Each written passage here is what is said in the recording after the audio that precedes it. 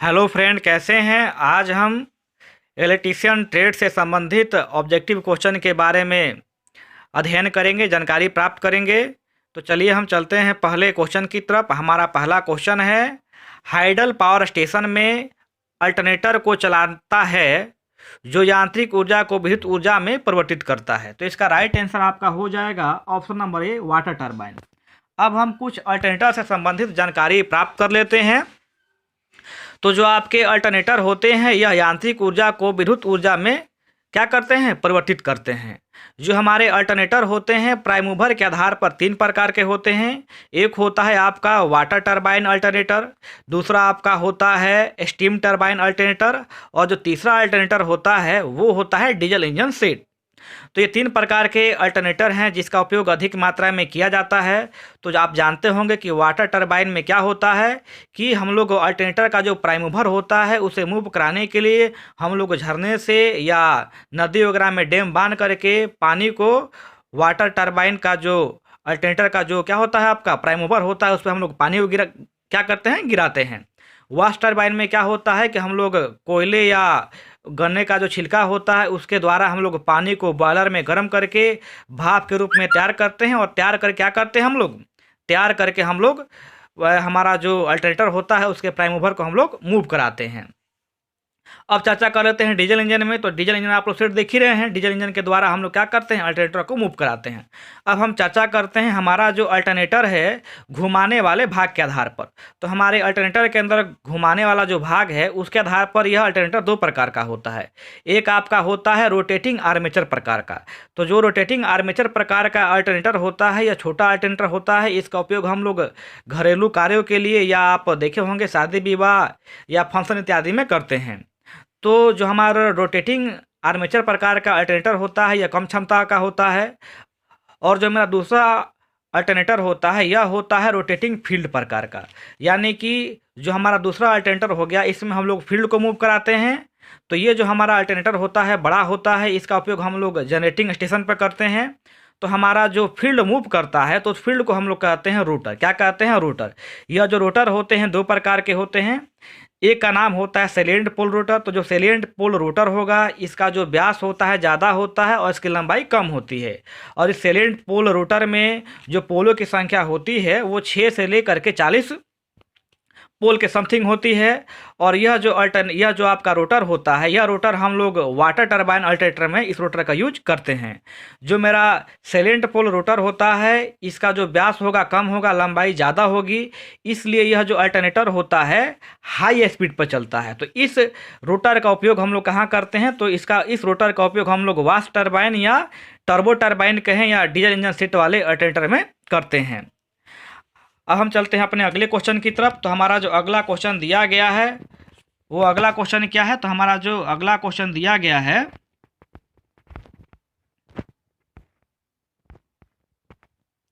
ये अगला क्वेश्चन दिया गया है कि थर्मल पावर स्टेशन में थर्मल ऊर्जा के द्वारा परिवर्तित किया जाता है। तो जो मेरा थर्मल पावर स्टेशन होता है उसमें थर्मल ऊर्जा को डैश के द्वारा रूपांतरित किया जाता है। तो किसके द्वारा रूपांतरित करते हैं हम लोग, तो हम लोग रूपांतरित करते हैं स्टीम टरबाइन के द्वारा। तो यहाँ पर मेरा आंसर नंबर 1 सही हो जाएगा।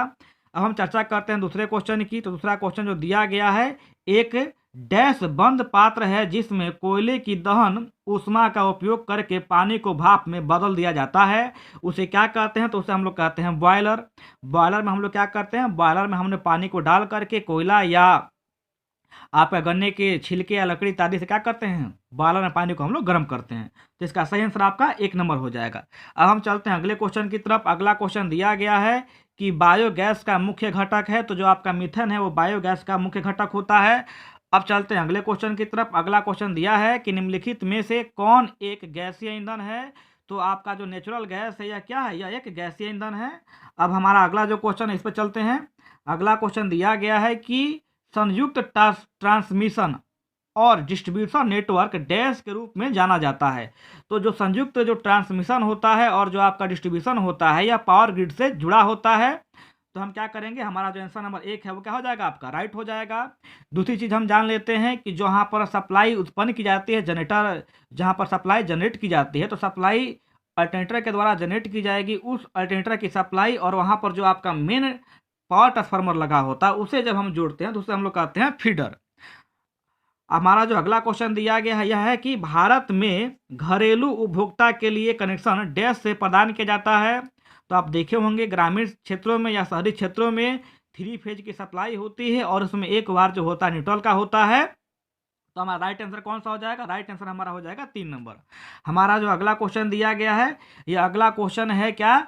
तो निम्नलिखित में कौन सा एक ओवरहेड लाइन का मुख्य घटक है? तो यहाँ पर जो आपका बस बार होगा ये ओवर लाइन का होगा नहीं, करंट ट्रांसफार्मर होगा नहीं, सर्किट ब्रेकर होगा नहीं। ओवरहेड लाइन में हम लोग क्या लगाते हैं? लाइन इंसुलेटर लगाते हैं। तो सही आंसर मेरा क्या हो जाएगा? Line insulator. अब हम चलते हैं अगले क्वेश्चन की तरफ। अगला मेरा क्वेश्चन दिया गया है कि विद्युत प्रवाह तार के लिए कौन सा अग्निशामक यंत्र उपयुक्त होगा? तो मेरा जो शुष्क पाउडर होता है यह क्या होगा? यह मेरा उपयुक्त होगा।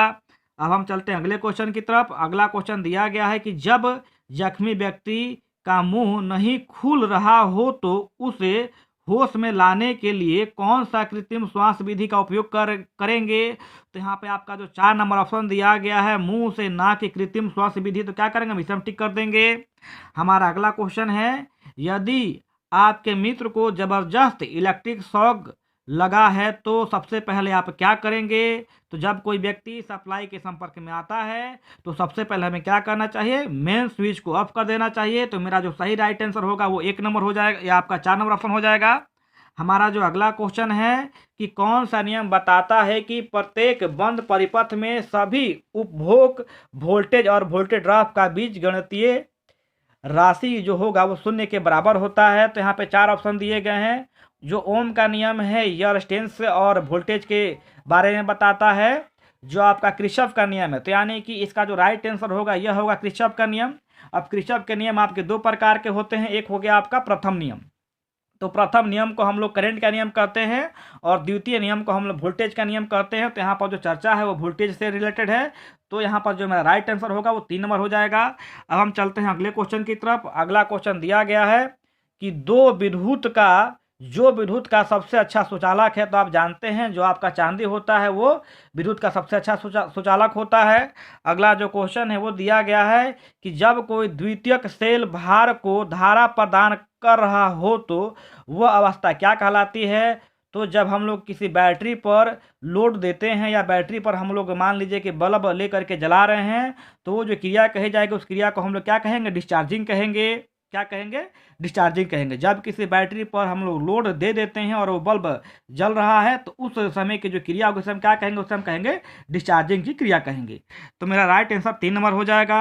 अगला क्वेश्चन दिया गया है कि संरक्षण से बचने के लिए लेड एसिड बैटरी के टर्मिनल पोस्ट पर कौन सा पदार्थ लगाया जाता है? तो जो हमारा लेड एसिड बैटरी होता है तो गर्मी के दिनों में या सर्दी के दिनों में अधिक काम करने से उसके ऊपर एक सफ़ेद कलर का परत जम जाता है जिससे उसके टर्मिनल क्षय होने लगते हैं। उसे रोकने के लिए हम उसके टर्मिनल पर क्या लगाते हैं? पोटेशियम जेली का यूज करते हैं। तो मेरा राइट आंसर कौन सा हो जाएगा? 1 नंबर। मेरा जो अगला क्वेश्चन दिया गया है यह क्या है? तो लेड एसिड सेल के आंतरिक प्रतिरोध पर क्या प्रभाव पड़ेगा अगर सेल को लंबे समय तक निष्क्रिय रखा जाए? तो यदि हमारे पास कोई बैटरी है और उसे हम लंबे समय तक कार्य में नहीं लेते हैं यानी कि उसे हम चार्ज या डिस्चार्ज नहीं करेंगे तो सेल का जो आंतरिक प्रतिरोध होगा वो क्या हो जाएगा? बढ़ जाएगा।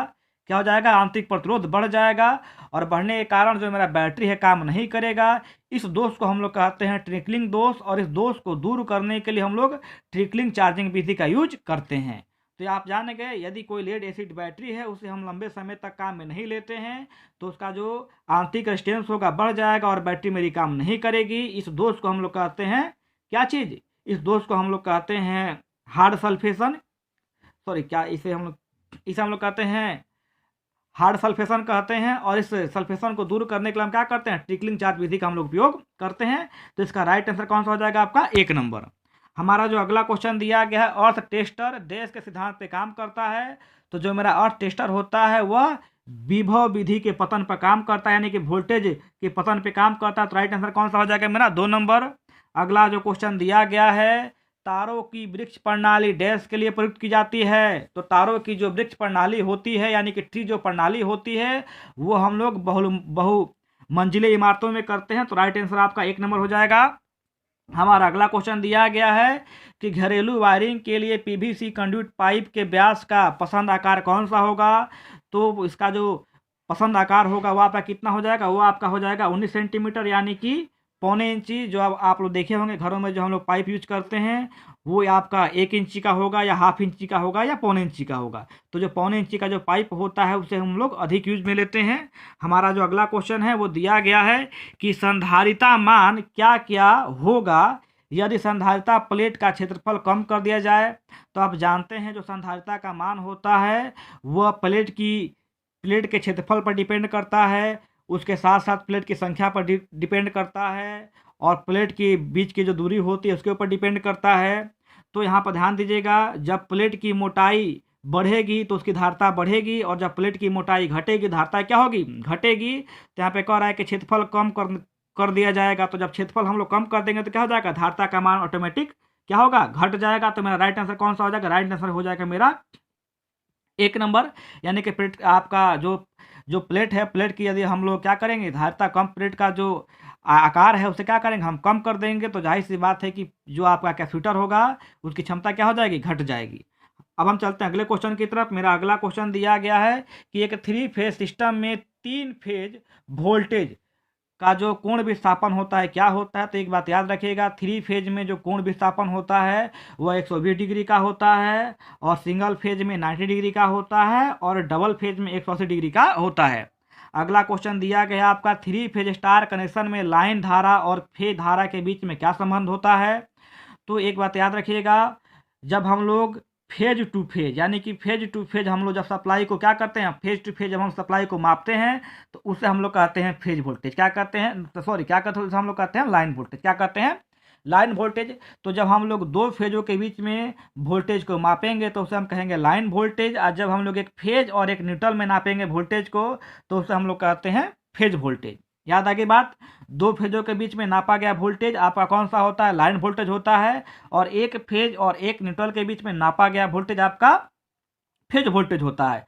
तो जो मेरा फेज वोल्टेज होता है वह सदैव लाइन वोल्टेज से √3 गुना क्या होता है, कम होता है। या हम कह सकते हैं कि मेरा जो लाइन वोल्टेज होगा वह फेज वोल्टेज से √3 गुना क्या होगा, ज़्यादा होगा। तो मेरा राइट आंसर कौन सा हो जाएगा, राइट आंसर हो जाएगा मेरा ए वाला, यानी कि लाइन वोल्टेज बराबर √3 गुणे फेज वोल्टेज। अब हम चलते हैं अगले क्वेश्चन की तरफ। अगला क्वेश्चन दिया गया है कि डेल्टा सिस्टम में 3 फेज शक्ति का सूत्र डैश होता है। तो जो मेरा डेल्टा कनेक्शन होता है, डेल्टा कनेक्शन में जब हम लोग पावर को निकालते हैं तो पावर का निकालने का जो मेरा सूत्र होता है वह आपका होता है कौन सा, तो √3 गुणे फेज, √3 गुणे लाइन वोल्टेज आ गुणे लाइन करंट। यानी कि जो मेरा ऑप्शन नंबर कौन सा, ऑप्शन नंबर मेरा जो 2 नंबर होगा, ऑप्शन 2 नंबर मेरा ऑप्शन क्या होगा, और साथ में क्या हो जाएगा, साथ में मल्टीप्लाई आपका हो जाएगा cos फाई से।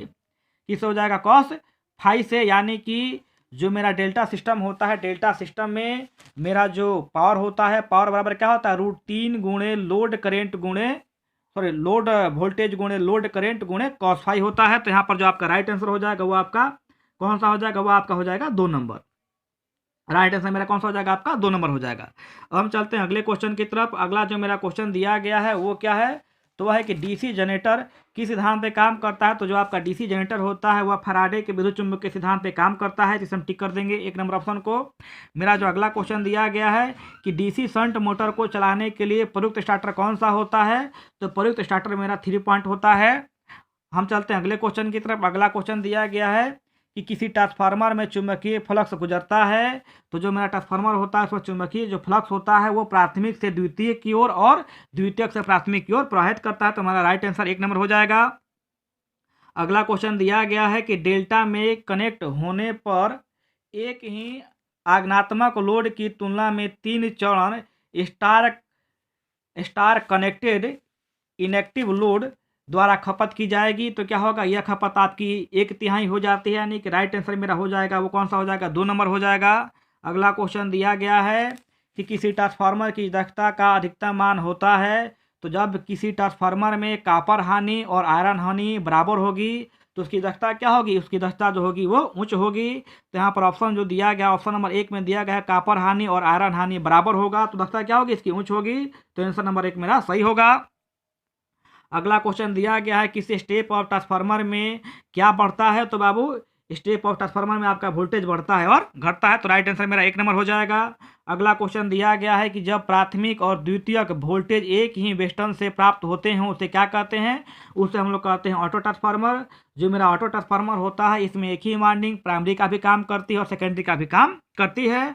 अगला जो क्वेश्चन दिया गया है यह है कि एएमआई प्रकार के यंत्र में डैश होता है, तो जो मेरा एएमआई प्रकार का यंत्र होता है इसका जो पैमाना होता है कैसा होता है, इसका पैमाना अरेखीय होता है। अरेखीय का मतलब होता है कि इसका जो पैमाना होगा यह अनुपातिक नहीं होगा, यह बिना अनुपातिक होगा यानी कि नॉन यूनिफॉर्म में होगा। तो इसका राइट आंसर मेरा 2 नंबर हो जाएगा। एएमआई प्रकार का जो मीटर होता है इसका पैमाना अरेखीय होता है, जबकि एमसी प्रकार का जो पैमाना होता है क्या होता है वो आपका रेखीय होता है। हम चलते हैं अगले क्वेश्चन की तरफ। अगला क्वेश्चन दिया गया है कि इंसुलेशन प्रतिरोध को मापने के लिए डैश का उपयोग करेंगे, तो इंसुलेशन प्रतिरोध को मापने के लिए हम लोग मेगर का यूज करते हैं। अब हम चलते हैं अगले क्वेश्चन की तरफ। अगला क्वेश्चन दिया गया है कि एमसी प्रकार के मीटर का सिद्धांत क्या होता है, तो एमसी प्रकार के मीटर का सिद्धांत आपका होता है डीसी मोटर का, तो राइट आंसर मेरा कौन सा हो जाएगा 4 नंबर। अगला जो क्वेश्चन दिया गया है कि जीनर डायोड का शक्ति व्यय क्या होता है, तो जो आपका जीनर डायोड का शक्ति व्यय होता है वो आपका सदैव क्या होता है, तो जीनर डायोड का शक्ति व्यय जो आपका सदैव होगा वह शून्य धारा पर अधिकतम होगा। तो मेरा राइट आंसर कौन सा हो जाएगा, राइट आंसर मेरा हो जाएगा यहाँ पर 2 नंबर।